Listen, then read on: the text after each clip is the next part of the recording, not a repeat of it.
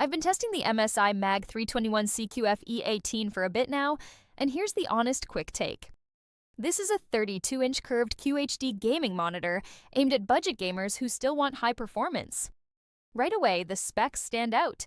You're getting a 2560x1440 resolution, a super smooth 180 Hz refresh rate, and a 0.5 ms response time.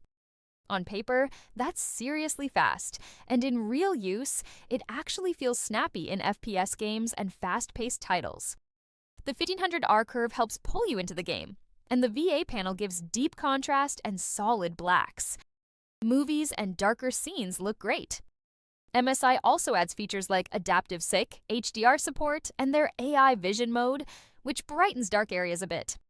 But it's not perfect.